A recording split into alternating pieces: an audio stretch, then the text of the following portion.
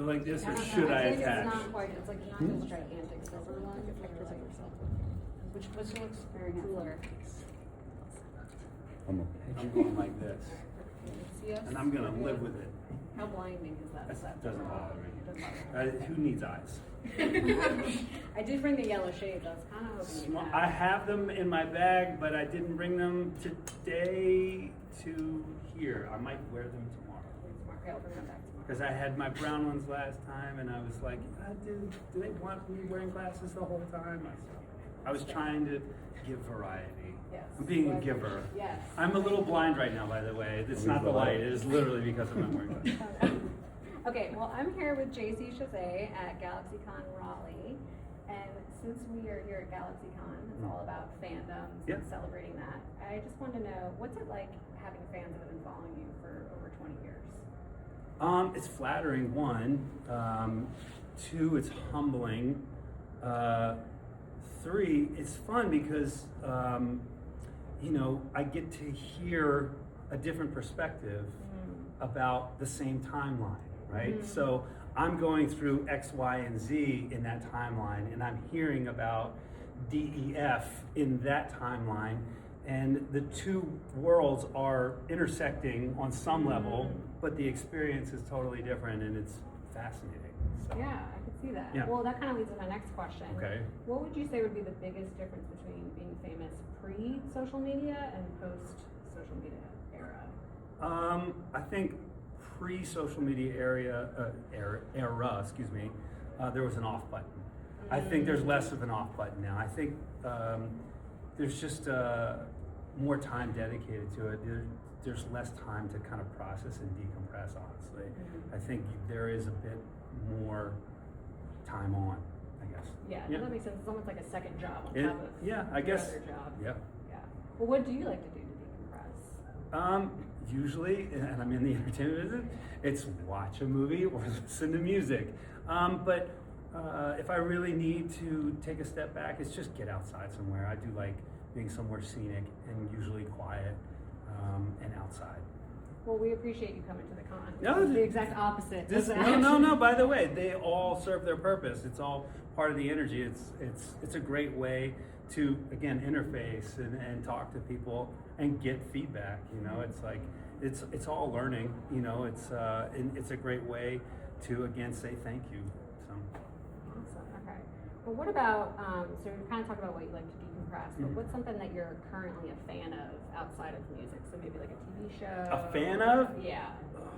Something you're enjoying. Something. I mean, look, I watch a fair amount of TV, and I haven't fallen in love with anything on TV recently.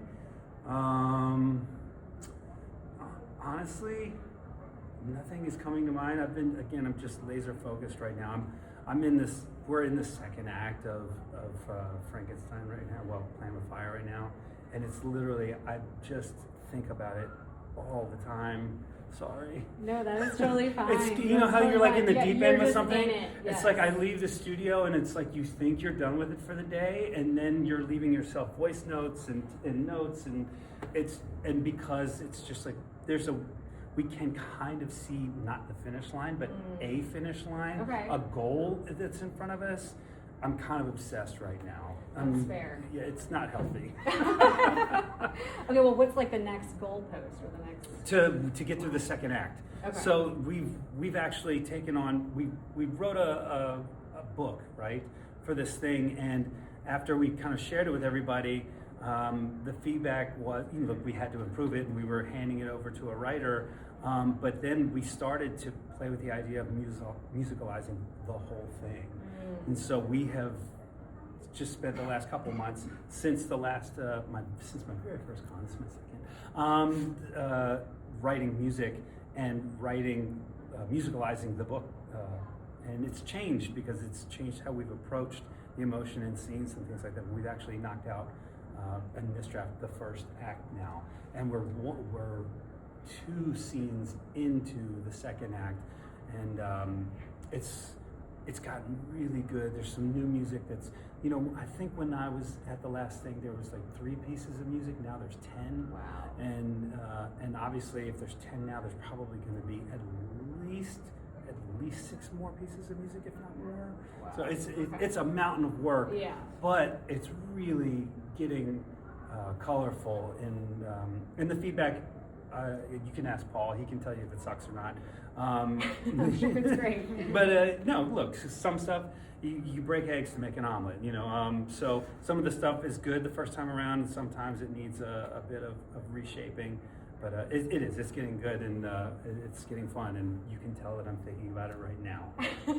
Okay, well, can we switch gears a Yeah, little yeah, bit? please, Okay. yeah. All right, well, as a crazy cat lady, Yeah. I just have to ask, how did the Meow Mix So commercial come about? I grew up with cats and dogs. Okay. And so I grew up with both. But my family, my sister has at one point had 4 or 5, maybe more cats in the house. My brother has had, unfortunately, about 4 cats. So we are kind of a cat family. And so when it was never something I would think to seek out, but when the opportunity came up, I absolutely loved it. I wanted to surprise my family with it, and so when we got the kind of breakdown of the thing being like a whole boy band cat thing, I was like, done. So good. We're doing this. So good. So yeah, it ended up being a really good time. Yes, well, like I said, as a crazy cat lady. Yeah, come on. It was amazing. Okay, are we almost time? Okay. All right. All right. So if you could release any a single from any of your albums, NSYNC included, what single would you go back and want to release?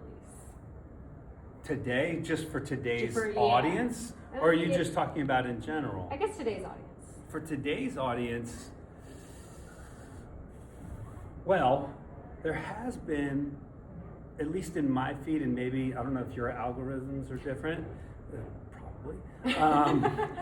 Somebody did a new dance to I Want You Back, and it's kind of popped up in my feed a bit, and it's been really fun to see everybody kind of redo their dance to I Want You Back. So maybe I would re-release I Want You Back again. It was our first single here in the States.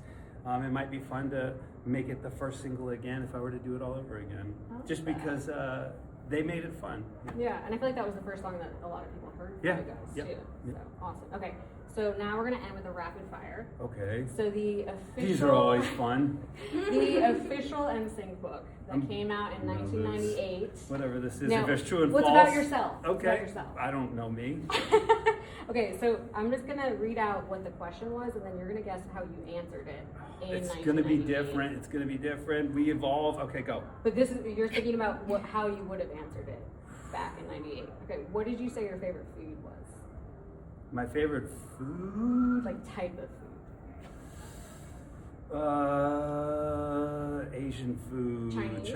Okay, yeah. That works. Yep. Okay. What did you say your favorite color was? It's black now. Was it black then? Blue. Blue. Okay, I'll take Close. that. Okay. What did you say your favorite movie was? Back then, it would have been maybe Star Wars. Yes. Yeah. You got it. Okay. And then what did you say your favorite music artists were? Back then. Back in '98. So much music in the brain. There's no way. I mean, back then, the biggest influence in pop was Michael. So it's maybe Michael, but it could have been Stevie Wonder as well.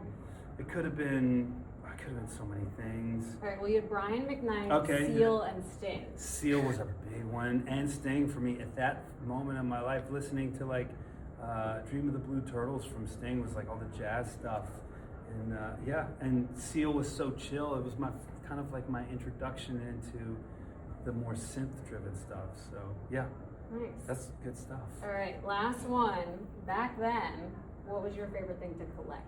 The Hard Rock Man. Yes. That's Okay. It's so bad to look at that photos on that bedroom wall in my room. It's like, what was I doing? Is it true that you had to stop doing it because other fans were stealing so many of them? I don't know if that's like a why. rumor in the fandom. But I started to kind of I don't know if that's the reason why I stopped collecting them, but when I kind of realized that I wasn't maybe being a good influence, I should probably stop. That's fair. So, okay. yeah. So it's kind of true. Yeah, maybe. Awesome. I'm not taking credit for that. I never took anything, ever. Awesome. Okay, well, thank you so much. Yeah, thanks for the chat.